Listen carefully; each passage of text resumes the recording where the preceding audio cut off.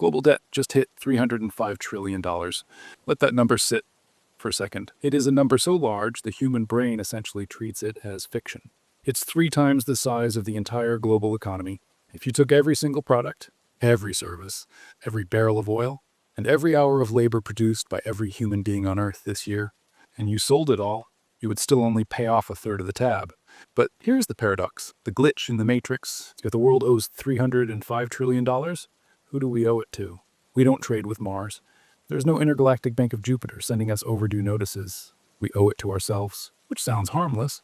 It sounds like a circular accounting trick, a victimless crime. It isn't, because while the debt is imaginary, the collateral is real. The collateral is your house, your time, your labor, and your freedom. We have been led to believe that debt is just a tool for growth, a way to buy a house or build a bridge. We were lied to. Debt isn't a financial tool. It is a geopolitical weapon. It is the most sophisticated system of control ever invented, and you are the target. To understand the weapon, you have to dismantle the scaffolding. Go back 500 years. If a king wanted to wage war, he needed gold. Physical, heavy, rare gold. If he ran out of gold, the war stopped. The soldiers went home. Reality imposed a limit on ambition. But bankers discovered a secret.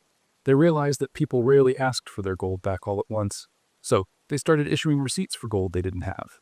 They created money out of thin air. This was the birth of the invisible scaffolding. Fast forward to 1971. Richard Nixon closes the gold window. In that moment, the tether to reality was cut.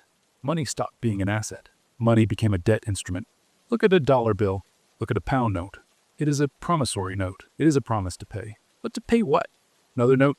Here is the brutal truth the system obscures. All money is debt. Every dollar in your pocket was borrowed into existence. If we paid off all the debt in the world tomorrow, every single dollar would vanish. The economy would evaporate. The system requires debt to exist, and because the system requires debt, it requires you to be in debt. This isn't an accident. It's the design. Now, let's scale this up. How do you conquer a country without firing a single bullet? In the 19th century, you used a navy. You blockaded their ports. You occupied their capital. It was messy. It was expensive. And the locals tended to shoot back. Today, you use the bond market. This is the playbook of the economic hitman. Here's how it works. Global institutions go to a developing nation. They say, we will lend you billions to build this power plant. It will modernize your country. The leaders agree. They want the prestige. They want the kickbacks. But the loan comes with conditions. You must hire our construction companies. You must buy our machinery. The money leaves the bank, goes to the developing nation, and instantly bounces back to the corporations in the lending country. The developing nation gets the debt. The corporations get the profit. And then the trap snaps shut. The interest rates rise. The currency fluctuates. The debt becomes unpayable. Now the lender owns you. Can't pay the loan? That's okay. We'll just take the rights to your oil fields. We'll take your water supply. We'll put a military base on your coast. Sri Lanka, Pakistan, Argentina. Look at the map. These aren't sovereign nations. They are indentured servants to the dollar-denominated debt system. Debt is the new colonialism, and the sun never sets on it. But you might be thinking, I'm not a developing nation. I live in the West. I'm free. Are you? Let's look at the domestic weapon. The genius of modern debt is that we learn to love our chains. We wear them like status symbols. A 30-year mortgage, a 5-year car loan, student debt that survives bankruptcy. This is the circular mirror. The system inflates the price of assets, houses, degrees, cars, by pumping cheap credit into the market. Because credit is easy, prices go up. Because prices go up, you need more credit to buy them. It is a snake eating its own tail. But here's the psychological masterstroke. A population in debt is a docile population. If you have no debt, your boss disrespects you, you quit, you have leverage. If you have a massive mortgage and a leased BMW, you swallow your pride. You keep your head down, you work late, you become risk-averse. Debt kills the revolutionary spirit. It keeps the middle class on a treadmill, running just fast enough to stay in place, too exhausted to look up and see who is controlling the speed. We aren't citizens anymore. We are yield-bearing assets for the banking sector. Your interest payments are their revenue stream. Your anxiety is their profit margin. So, where does this end? We are now in the late stages of the debt supercycle.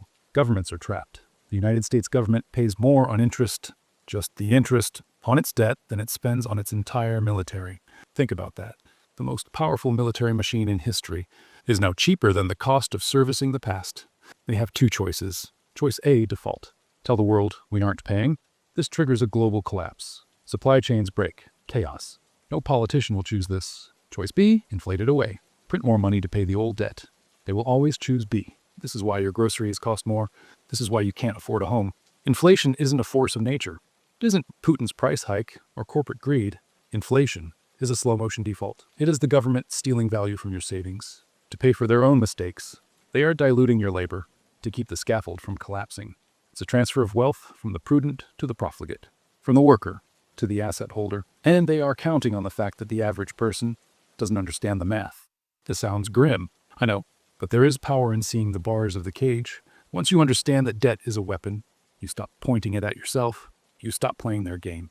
You realize that saving in fiat currency, saving in debt notes, is a losing strategy. You realize that you need to own real things, assets that cannot be printed. You realize that freedom isn't a number in a bank account. Freedom is the distance between what you earn and what you owe. The system wants you leveraged.